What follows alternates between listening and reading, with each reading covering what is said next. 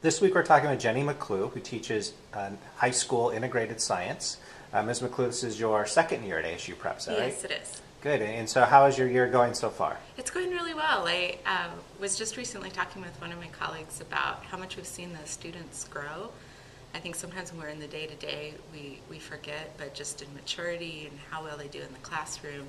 And I think when we look at that, being at this point in the year, it's gone really well this year, and then it gives us a lot of excitement for the next year that's coming up as well. Absolutely. That's encouraging to hear. Good. Yeah. Good. And talk about integrated science at ASU Prep in terms of the ninth grade science class. What are some of the things that you focus on, and what are some of your objectives that you hope your students learn? The class is titled Coordinated Science, and over the course of 2 years, we will teach physics, chemistry, and biology concepts. This year we've dealt a lot with the physical science type concepts, so many physics and chemistry concepts. Next year we'll have quite a bit of life science, biology, as well as coming back to some of the physics and chemistry concepts that we haven't been able to touch on. But it's part of the Cambridge curriculum, so at the end of the sophomore year, the students will take a Cambridge exam.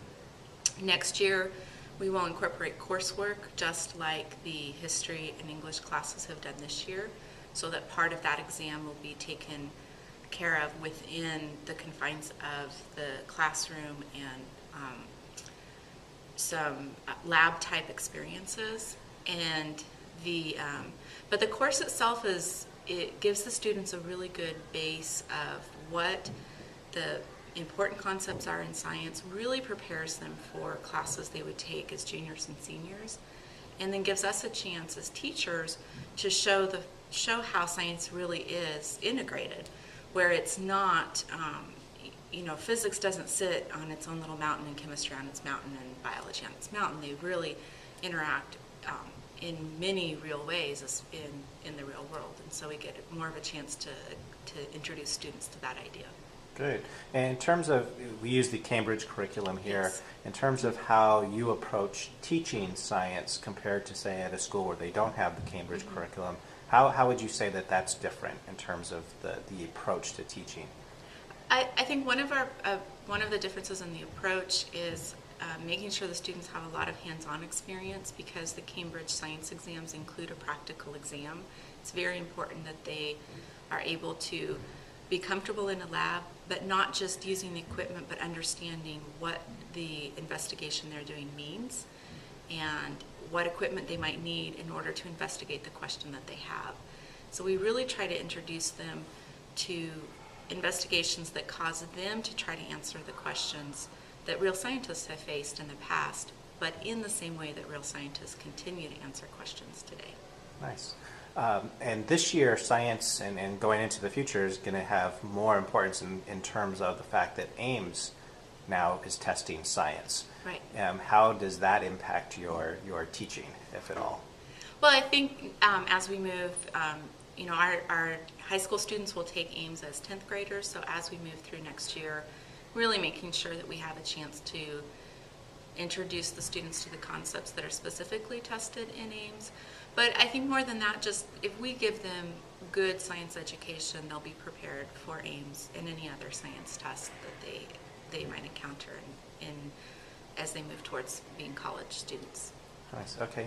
One of the other things you're doing here at ASU Prep is working with the Be a Leader program. Yes. Could you talk about that program? Yes. Be a Leader is, there's a group called the Be a Leader Foundation.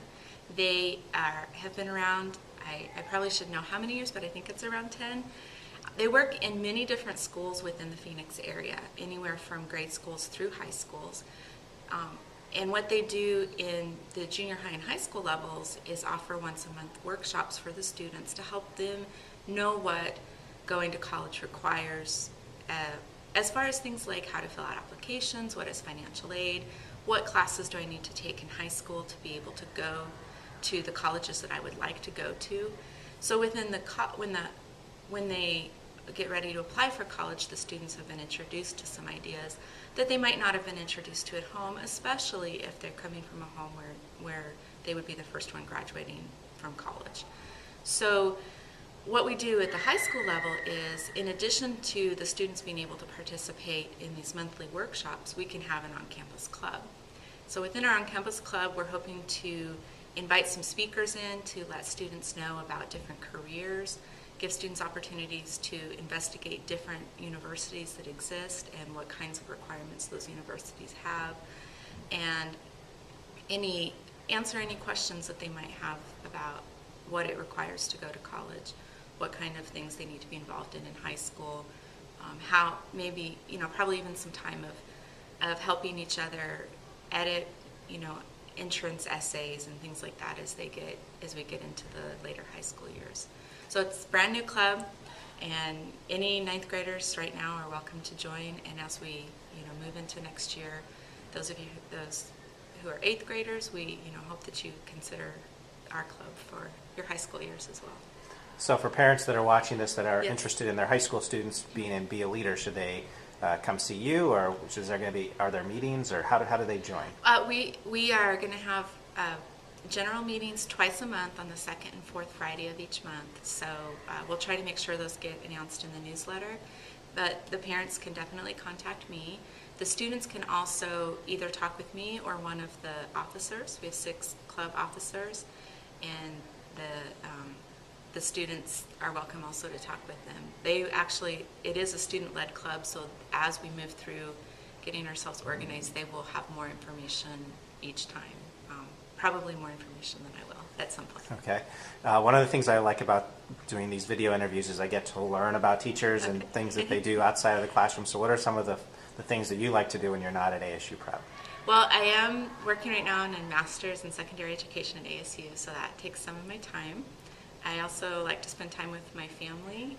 We lived in Mexico for 12 years. My husband and I are both from Arizona, so we're enjoying being back here and experiencing with our kids some of the things that we grew up doing, like we drove the Apache Trail at Christmas over winter break, and doing some in-state kind of things. I enjoy spending time with my family. Very nice. And if I can ask, what were you doing for 12 years in Mexico? My husband's a minister, so we were working with several different churches down there. And then I also taught part-time in the school that my children went to. I taught junior high and high school science. That's great. Well, we are so lucky to have you at ASU Thanks. Prep. You're one of our teachers that was here last year, and we love having you here. You're a great science teacher, and Thank you. And look forward to working with you for many years to come. Thanks a lot. Thank you.